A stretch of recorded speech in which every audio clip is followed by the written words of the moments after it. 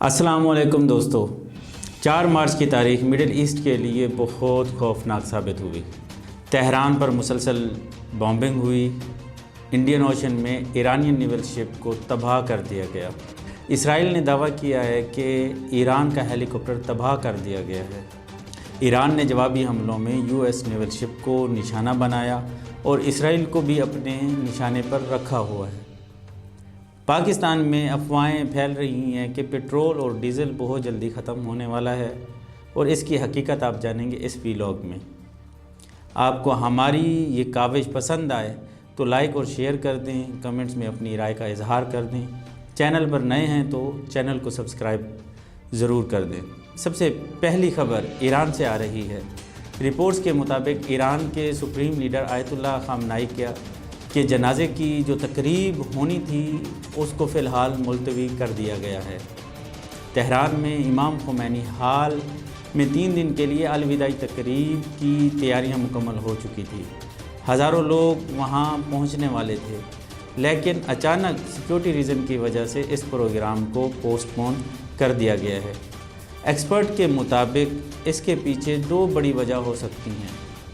پہلی وجہ security threat ہے، اور دوسری وجہ یہ کہ مختلف شہروں سے آنے والے لوگوں کی تعداد اتنی زیادہ تھی کہ سیکیورٹی مینیج کرنا مشکل ہو رہا تھا۔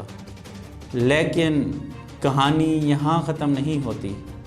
تہران میں اسرائیل اور امریکہ کی طرف سے قتل عام جاری ہے، اور وہ اب ایران میں نسل کشی کا پلان بنا رہے ہیں، جو آپ ویڈیو میں دیکھ سکتے ہیں کہ کیسے تہران میں کارپیٹڈ بمبارمنٹ کی گئی، اور اس سے پہلے بھی اسرائیل فلسطین میں یہ بھیانک کھیل کھیل چکا ہے۔ لیکن کہانی یہاں ختم نہیں ہوتی۔ اب بات کرتے ہیں ایک اور بڑی ڈیولپمنٹ کی۔ انڈین اوشن میں انڈیا اور سری لنکا کے قریب ایک ایرانین نیول شپ کو ٹارگٹ کیا گیا۔ رپورٹس کے مطابق اس اٹیک میں 100 سے زیادہ عملہ لاپتہ ہے، جبکہ 30 لوگوں کو ریسکیو کر لیا گیا ہے۔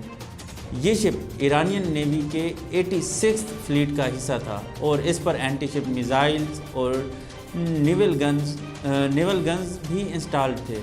اس انسیڈنٹ کے بعد انڈین اوشن میں ریسکیو آپریشن شروع کیا گیا، مگر اب تک کئی لوگ لاپتہ ہیں۔ مگر اصلی سرپرائز ابھی باقی تھا۔ IRGC نے بڑا دعویٰ کیا ہے۔ انڈین اوشن میں ایک US نیوی ڈسٹرائر کو اپنے غدر 380 بیلسٹک میزائل سے ہٹ کیا، جو آپ فوٹیج میں دیکھ سکتے ہیں۔ مین stream news, press T V, Iranian state media نے کنفرم کیا ہے اس نیوز کو، اور یہ ویڈیو سوشل میڈیا پر وائرل ہو رہی ہے۔ دن بہ دن جنگ پھیلتی جا رہی ہے، اور اس کا دائرہ وسیع تر ہو رہا ہے۔ اب ایک واقعہ جو سوشل میڈیا پر تیزی سے وائرل ہوا، اسرائیل نے دعویٰ کیا کہ اس نے ایران کا Mi-17 ہیلی کاپٹر تباہ کر دیا ہے۔ فوٹیج بھی ریلیز کر دی، مگر بعد میں انویسٹیگیشن ہوئی تو پتہ چلا کہ جس چیز کو ہیلی کاپٹر سمجھ کر بوم کیا گیا تھا وہ اصل میں فیک ہیلی کاپٹر سٹرکچر تھا۔ ایران نے اپنے اصلی ہیلی کاپٹرز پہلے ہی وہاں سے ہٹا دیے تھے، اور اسرائیل نے جو ٹارگٹ کیا وہ صرف ایک ڈمی ڈیکوائے تھا۔ اب سوال یہ ہے، ایک طرف ایران پر شدید بامبنگ ہو رہی ہے، لیکن دوسری طرف ایران بھی پوری شدت سے جواب دے رہا ہے۔ امریکن بیسز سے لے کر امریکن پناہ گاہوں کو نشانے پر رکھا ہوا ہے، اور وہیں اسرائیل میں تباہی مچا رہا ہے۔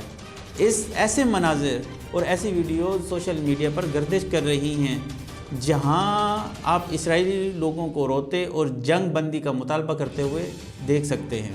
شاید اسرائیلی لوگ بھول چکے ہیں جو ظلم انہوں نے فلسطین میں کیا، اس کا حساب ابھی ہونا باقی ہے۔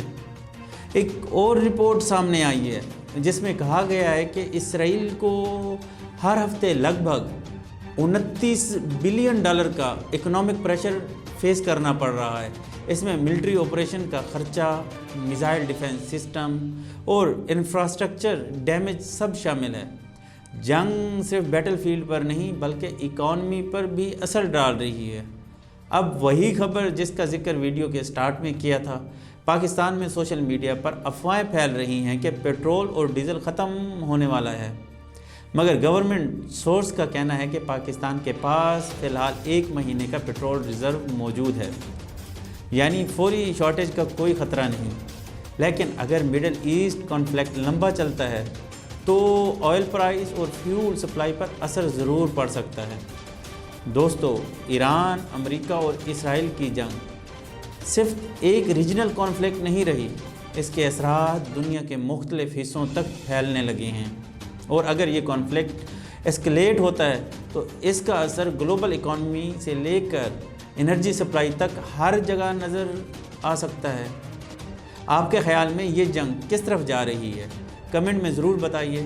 فی امان اللہ۔ پاکستان زندہ باد۔